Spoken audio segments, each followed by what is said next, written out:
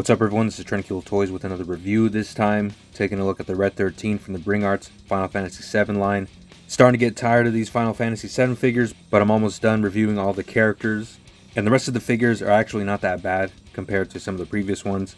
So it's pretty much only uphill from here. But today we're taking a look at the Red 13 figure, and this was a figure that they had to get right. So I'm kind of surprised they actually did manage to pull it off. Although one area where this figure is lacking is, again, accessories. And he only has one accessory, which is an alternate mouth. We'll get into that later. He's also got the same stand that all the rest of the figures come with. Anyway, I'll just get right into the review. The look of this figure is really good. It's very reminiscent of Polygon model, like in the cutscenes of the original game, because there's no fur texturing like in the remake version. So I like that they went for that style. You got the markings or the tattoos. They all came out really clean. In person, it's a lot more reddish. On camera, it's kind of showing up as like orangish. Now the articulation also surprised me, so let's get into the articulation. Doesn't have a whole lot of movement on its own, but you can look left and right. Can sort of look up. The top of the head detaches. You can look down a pretty decent amount, and it also twists on there as well. And the mouth opens.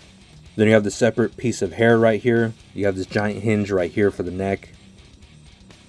When you move it down all the way, you can see the unpainted part of it.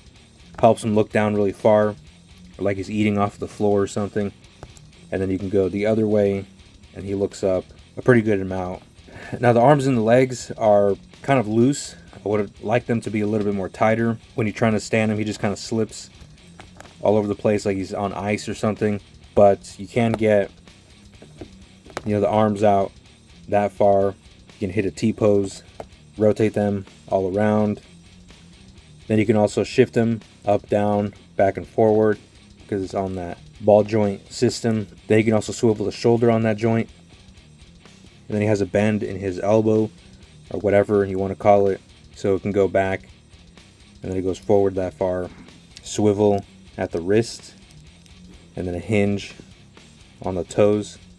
He's got two sections of articulation. This first one here, you can go forward or up pretty far, down pretty far, and then left and right. So pretty good movement out of that. And then also swivel, of course. Then there's a second torso joint down here. You get the same articulation out of that. You can tilt it left and right. Doesn't move up a whole lot. It does move down a little bit though. So you can get like a really good crunch. So it kind of looks like he's running or playing leapfrog, or you're about to do a frog splash. And the back legs are pretty similar to the front legs, although there's a slight difference in the hip joint here. You can't shift it forward and back like you can the shoulders. It's more of a stationary hip joint, but you still get into the outward motion. You can rotate it all around. It does come out. It's just a regular ball joint, and it's not a drop-down hip system, so you don't have to worry about breaking the hip joint or anything. And then it also swivels. Now you have two bends on the back leg here. You have one hinge up here. Has a small range of movement, but it goes from down there to up there. Then you have another hinge swivel over here, so that swivels out like that, and then it comes in. Swivel it in that joint. Swivel the wrist down here, then toe hinge again, and now to the tail. You have a hinge and a swivel right there. You can hinge it up that far, hinge it down that far, then also swivel it on that. It does come out kind of easily. Then the actual tail is bendy, so you can get into different poses that way. But when you move it, you can see the paint starts to crack a little bit. So that's something you got to look out for. You don't want to mess with it too much, or the paint could start peeling off or something. And then the fire at the end of the tail is pretty good as well. So to switch out alternate piece here, you got to take off the upper part of the head, and it goes into the upper part of the head. So you just put that in there, and here you can see the difference. Here's a stock piece, here's the alternate piece. That's what it looks like fully closed. That's what it looks like open. Now I'll show you again with the stock piece. And with the stock teeth, here it is closed.